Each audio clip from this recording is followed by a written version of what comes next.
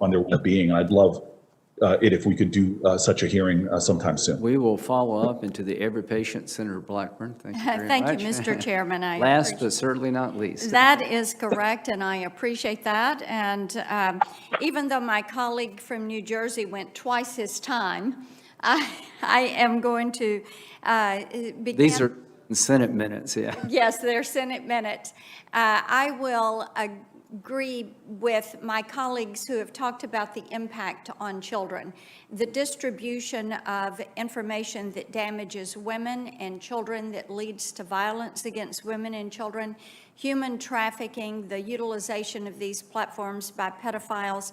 This is something that we are going to continue to work on. When I was in the House, we passed legislation to put more tools in the hands of local law enforcement to fight this, but you all at these social media platforms are going to have to do your part to work with us on this to protect our children. I will also say that we're keeping an eye, and with each of you yesterday, I talked about your financial components. Square, there for Mr. Dorsey, and Libra with Mr. Zuckerberg, and the application of these components to your sites. We're talking about 2020 elections, but we're also looking ahead to how we clean up some of what transpired in the before the 2022 elections. I think it's fair to say, too, that you all probably are now fully aware that there's great frustration with Americans and with this committee, with the way you act invincible, the way your employees act as if you're the invincible gods of the Silicon Valley. Facebook and Twitter don't get to be the last word in what counts as real news in this country, even though you're beginning to conduct yourself as news publishers and distributors. My colleagues and I have asked you all repeatedly through the years for greater transparency and to accept responsibility. You've chosen to do neither. So it is going to be up to us to change existing law and to hold you to account on behalf of the American people. Section 230, the reforms that we're going to put in place will take away this liability shield that you've turned into an opaque wall that you and your content moderators, whether they're algorithmic or human beings or a combination, are hiding behind. And the Online Freedom and Viewpoint Diversity Act, I thank Chairman Graham and Chairman Wicker for working with me on this. This is set up for a markup in this committee on Thursday. And Mr. Zuckerberg, you were stating earlier that we needed to put some definition in place. We're going to do that. We're going to take away nebulous language, and we're going to be specific, unlawful, inciting personal harm, inciting terrorism. We're going to do that and clear that up for you. Mr. Zuckerberg, Facebook is more like a government than a traditional company, is a statement that you have made. There's a lot of power in that for you. So yes or no on a couple of questions here. Does Facebook routinely censor a user's account at the behest of a foreign government? Yes or no? Senator, I'm not sure if there's anything in particular you're referring to, but in general, well, we there don't is censor. something in particular that I'm referring to, and I'll answer it. Yes, you've done that. You have 60 million users in Vietnam. Of course, this is a communist regime. Under the orders of the Vietnamese government, did Facebook shut down and ban the account of a Vietnamese dissident because he criticized the government's land policy? Yes or no? Senator, I'm not familiar with all the details of that, but I believe that we may have done that, and that in general we try to follow the local laws of different countries. And you kept him off for 3 months.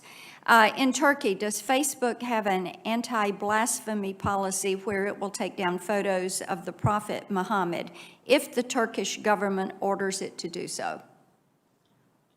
Senator, again, we don't have a policy against that, but Well, we the answer do, is we do yes. follow Well, we follow local laws in The answer the is countries yes. where we operate. In Russia, under pressure from the Russian government, did Facebook take down a post advertising the rally in support of the dissident Alexei Navalny? The answer is yes. I'll help you with that. Do you believe it's Facebook's duty to comply with state-sponsored censorship so it can keep operating, doing business, and selling ads in that country? Senator, in general, we try to comply with the laws in every country where we operate and do business.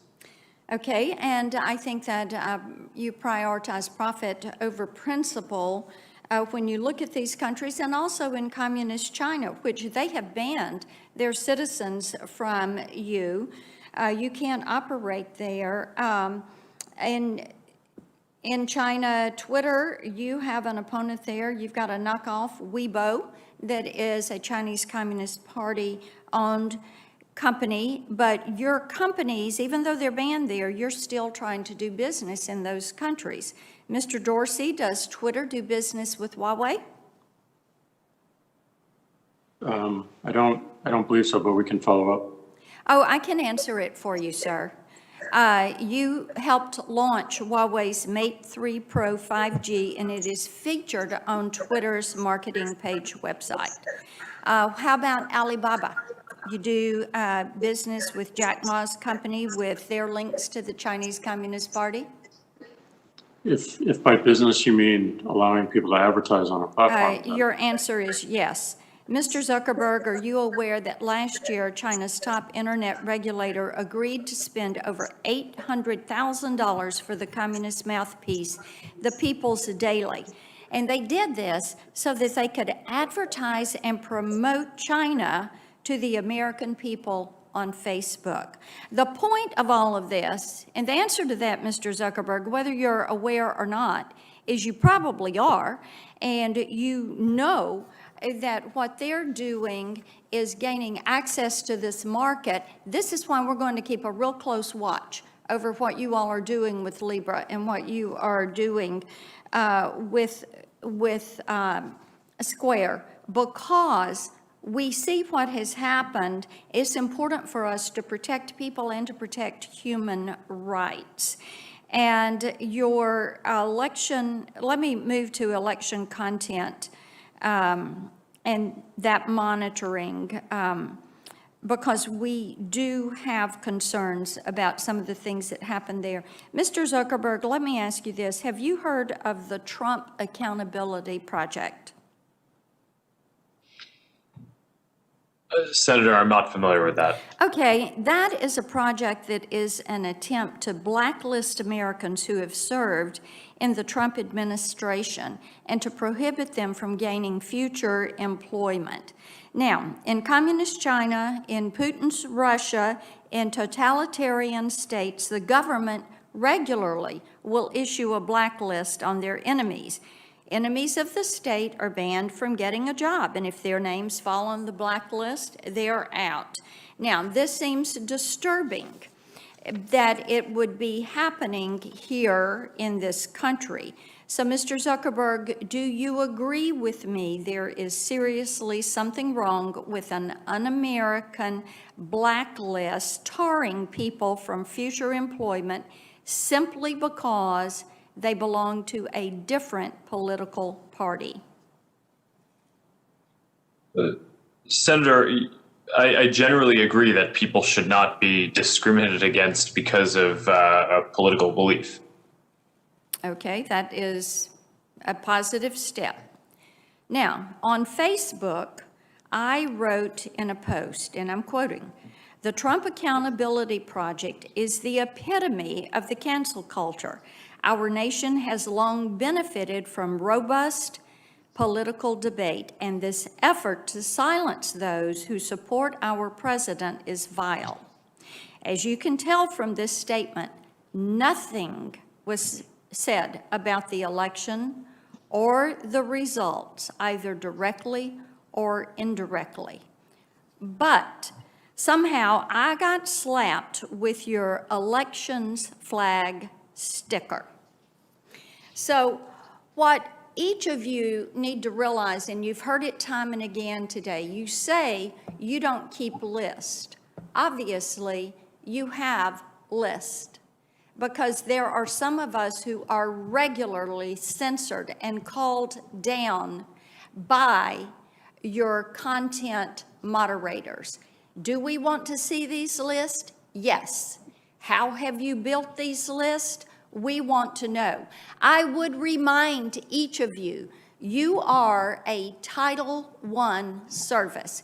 You are an information service. You are to be the new public square.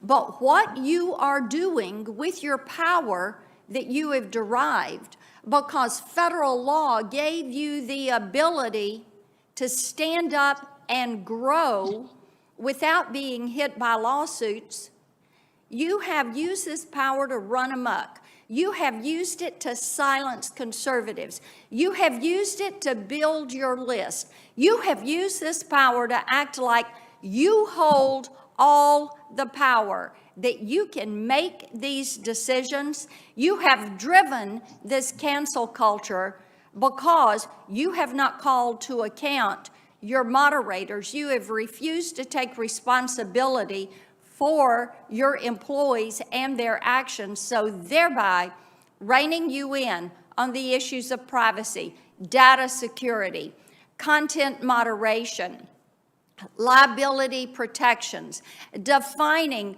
who is a publisher in the virtual space. That is up to us, because you have proven you do not have the will, the strength, the ability, and you will not accept the responsibility to do it for yourselves. I yield my time. Thank you very much, Senator Blackburn. To the two witnesses, you made it through. I think you hopefully will understand a little bit better about where the committee's at and our concerns. I want to thank you for appearing. I wish we could do it in person, but I could understand why we had to do it remotely. We will have more hearings coming up in the next Congress, I'm sure, to try to find ways to modify 230 to deal with some of the issues that were brought before the committee. I just want to thank you both and just say that you have been hugely successful in ways probably beyond your own imagination. And we've got problems around your platforms that have to be dealt with, and we will do it hopefully collaboratively. The bottom line is we want to make these platforms better. We want to continue to grow this part of our society responsibly. And right now, without regulation or without lawsuit, is pretty much becoming the Wild Wild West. And I appreciate both of you for being willing to try to find ways to come up with systems that will ensure more transparency, more choice, and more confidence. And Mr. Chairman, yes, sir.